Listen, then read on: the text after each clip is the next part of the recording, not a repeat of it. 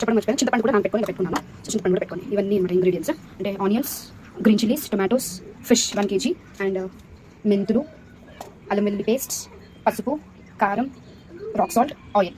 So ఇవి ingredients అనమాట. Next process. So process start చేద్దాం. నేను ఈ బౌల్ తీసుకున్నాను. సో ప్యాన్ హీట్ అయిన తర్వాత ఆయిల్ వేస్తున్నాను. మీకు అందరూ తెలిసింది ఆల్రెడీ, చేపల కూరలో కొంచెం నూనె ఎక్కువ పడుతుంది. సో ఇది ఒక maybe 7 to 8 full big spoons. Oil heat అయిన తర్వాత ఎప్పుడైనా పులుసు కూర కొంచెం మెంతులు ఇస్తున్నాం అనుకోండి ఆయిల్లో. మనకి పులుపుని కొంచెం ఏమంటారు అంటే మ్యానేజ్ చేస్తాం అన్నమాట. కొన్ని మెంతులు,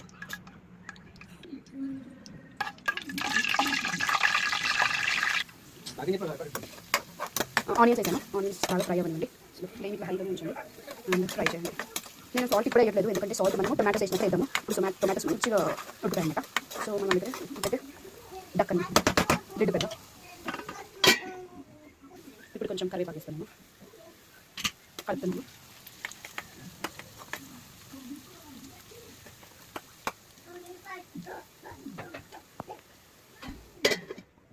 నేను ఒక పౌడర్ చేస్తున్నాను. దీంట్లో ధనియాలు, మెంతులు, జీలకర్రని లైట్గా రోస్ట్ చేసి అవి దంచుతున్నాను.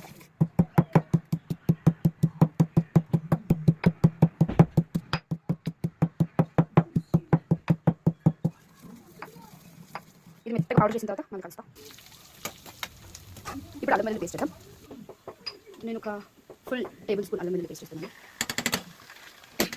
నెక్స్ట్ చేద్దాం.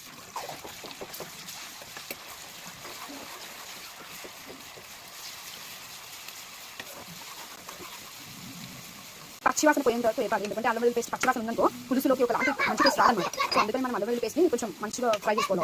ఆయిల్లో ఫ్రై చేస్తే అల్లం వెల్లుల్లి పేస్ట్లో ఉన్న పచ్చి స్మెల్ పోతుంది. అదే మనం ఇంట్లో ఫ్రెష్గా తయారు చేసుకున్నాం అనుకోండి, కొంచెం కర్రీ కొంచెం టేస్ట్. ఇది రెడీమేడ్ షాప్లో నుంచి రెడీమేడ్ బాక్స్ తెచ్చాను కదా, సో ఇది ఇంత ఫ్రెష్ అనిపేరు. సో దీన్ని మనం బాగా ఫ్రై చేయాలి.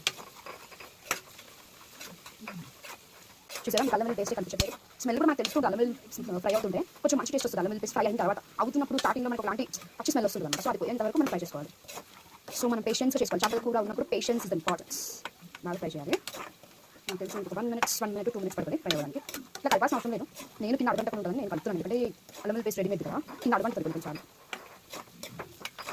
అంటే నాకైతే కొంచెం పచ్చి స్మెల్ పోయిన ఫస్ట్ వేసినప్పుడు వచ్చిన స్మెల్ అయితే ఇప్పుడు రావట్లేదు, పోయిన స్మెల్ మొత్తం అల్లం వెల్లుల్లి పేస్ట్ కొంచెం మంచి స్మెల్ వస్తుంది. సో మనం టొమాటో యాడ్ చేద్దాం. టొమాటో యాడ్ చేద్దాము.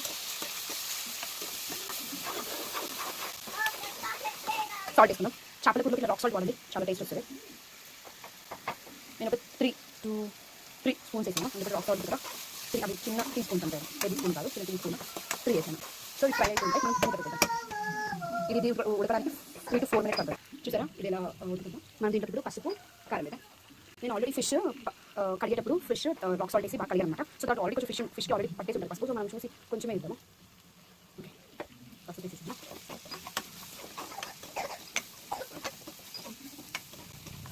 నెక్స్ట్ కారం వేద్దాం. ఇది ఫుల్ 2 స్పూన్స్. కారం సాల్ట్ అయితే చెప్పలేమండి, అది ఎవరైతే తింటారో దాన్ని బట్టి వేసుకుంటారు. చూసారు కింద అడిగేలా పట్టేస్తున్నా, ఎందుకంటే అల్లం వెల్లుల్లి పేస్ట్ వేసాం కదా, అది పట్టేస్తారు. అంటే మనం దగ్గరగా చేసుకోవాలి. ఇది నాకు కొడుకు దంచుతున్నాడు. బుజ్జిడి అంతే దంచాడు. థ్యాంక్ యూ బేటా. ఈ పౌడర్ కాసేపు ఆయిల్ ఫ్రై అవ్వండి.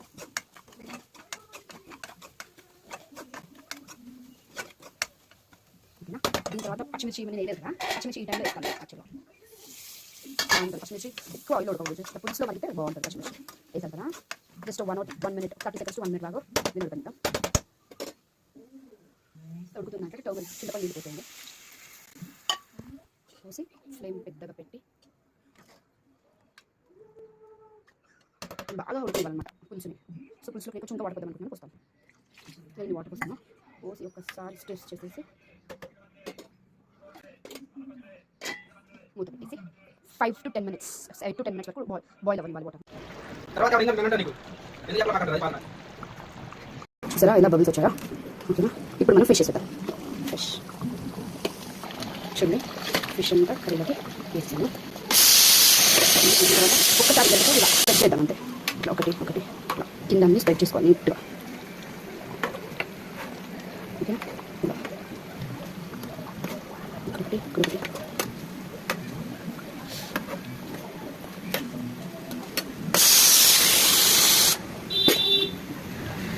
ఒకసారి